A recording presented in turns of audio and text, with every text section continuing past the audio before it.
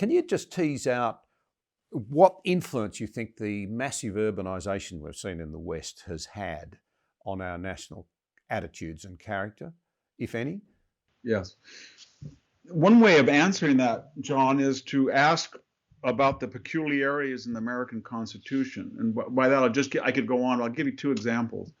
Why do we have an electoral college and not use a direct vote? In other words, we vote for electors within states. And so Wyoming or an Idaho or Utah or Kansas or Nebraska become places where candidates actually go rather than just forget. If we had a popular vote, the candidates would fly down the East Coast from Boston to Miami, and then they'd go to Los Angeles and San Francisco, and that would be it. There'd be no reason because they have as much population as everything in between. So the founders didn't want that. So they had the electoral college system. The second thing is, why in California do we have 40 million people and 2 senators and a 100-person Senate? So my representation is 20 million of us get Dianne Feinstein. But why isn't in Wyoming, when you have 400,000 people, there's 2 senators, 200,000? And you can see there has to be a reason. This is what drives the left so angry. And the reason was the founders were steeped in the history themselves as farmers, but they were steeped in what I would call agrarianism from Rome and Greece and the Renaissance. And what was that story in Virgil's Georgics or Eclogues or Hesiod's Works and Days? It was this, that when you're out on a farm, there's nobody else. You're responsible for getting your water you drink, where your sewage goes, to fix team up your horse or fix your car. But you have to. And as far as security goes, sometimes, and this is true of me today, if I call the sheriff, it can be an hour. I'm not in town. So I look at across the room over here, and I have 14 guns from my great-great-grandfather down, where each person contributed a 12 gauge, a 10 gauge, a 20 gauge, a rifle, a 30-06. War veterans came back with a 30-40 Krag or a Springfield 19. They're all there. And the answer is, why are they there? Because they felt they had to defend their family, and that was their responsibility. And then, and more importantly, the founders said, you know, what other profession do you have to combine the mind with the body? So you look out and you want to plant an orchard, and you devise every strategy of planting. Is it going to be 20 by 18? Is it going to be 18 by 16? You understand which variety, which cross-pollinate. That doesn't do any good unless you're physically able to go out there and do it.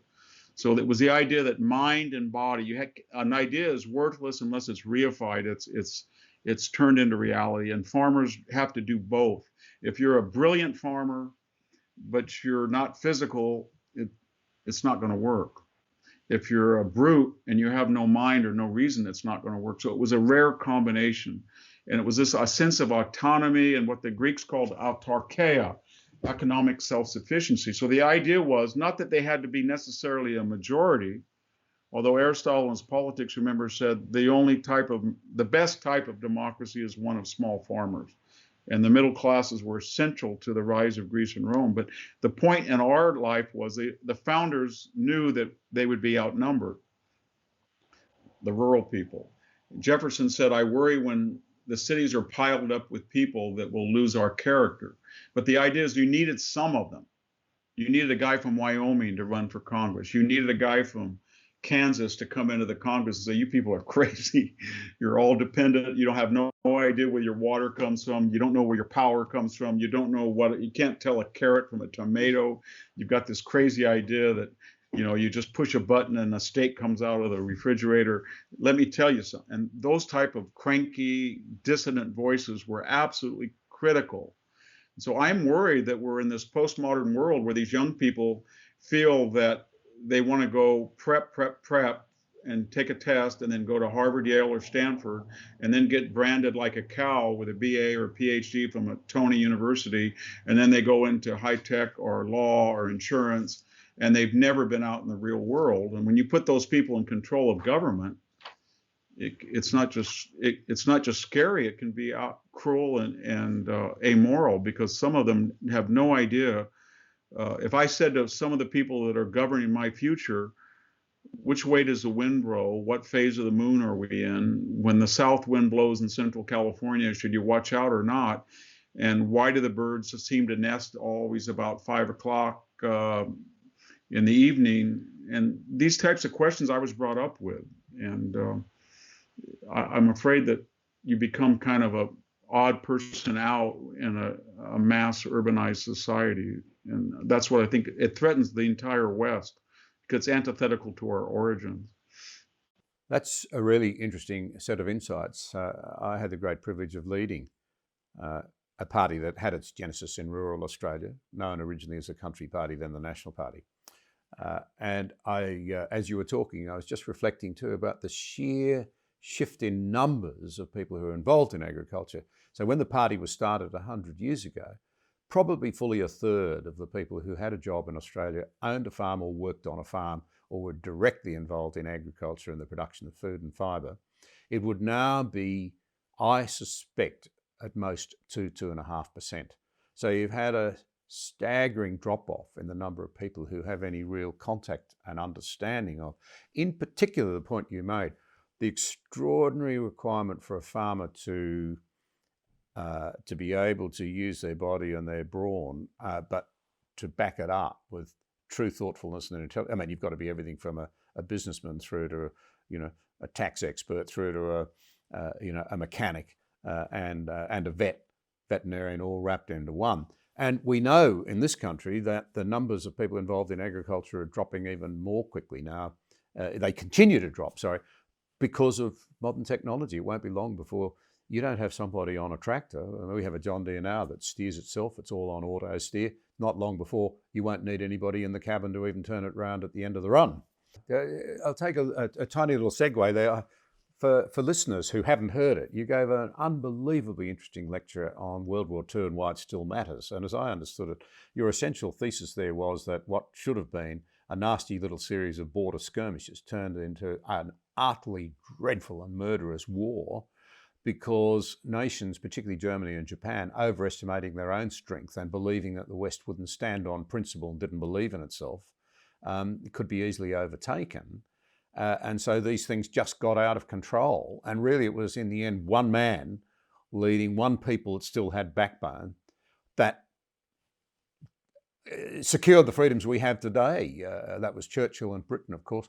Britain in the war from the first day till the absolute end of the war nearly exhausted itself, but we owed a huge debt, which is not to take anything away from what the Americans did once they entered, particularly in the Pacific. Australia wouldn't be here if it hadn't been for Roosevelt and the Americans engaging themselves after Pearl Harbor.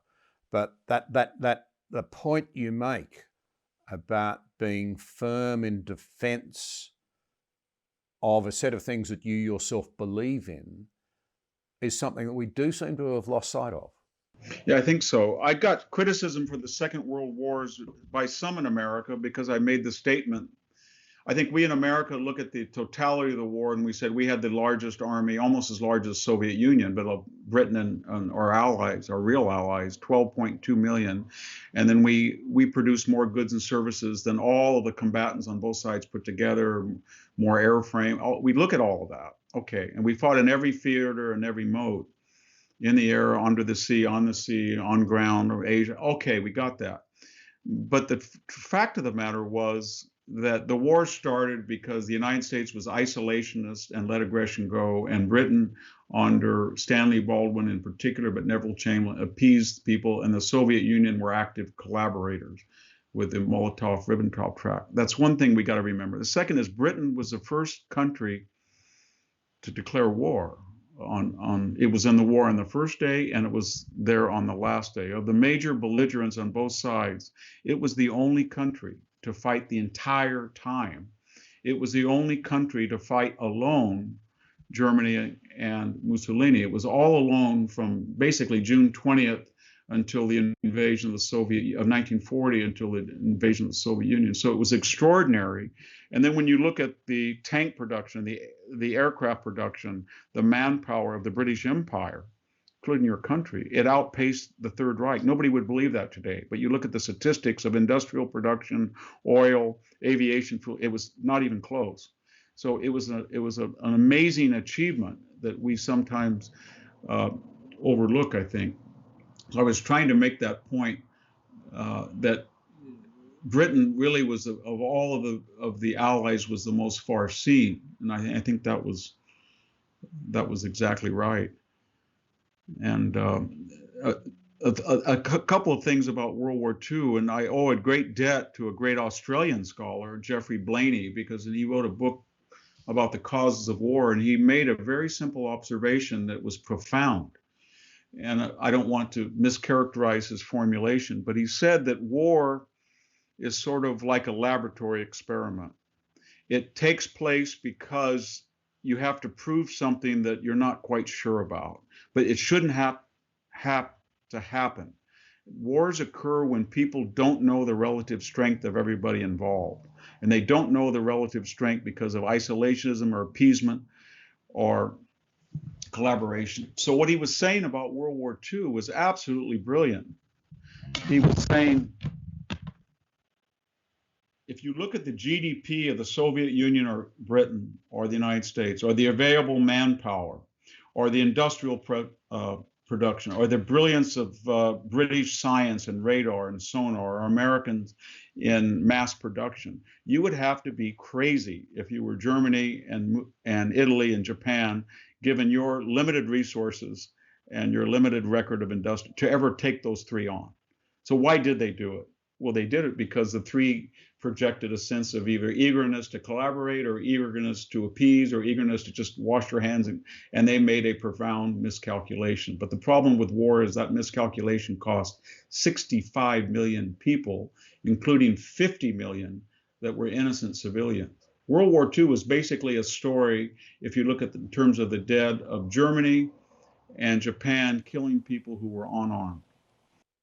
And those are the lessons that our young people should be learning, but aren't. Thank you for watching this episode. We appreciate your support. If you value vital conversations like this one, be sure to subscribe to the channel there, and also click the notification bell to stay up to date with new releases.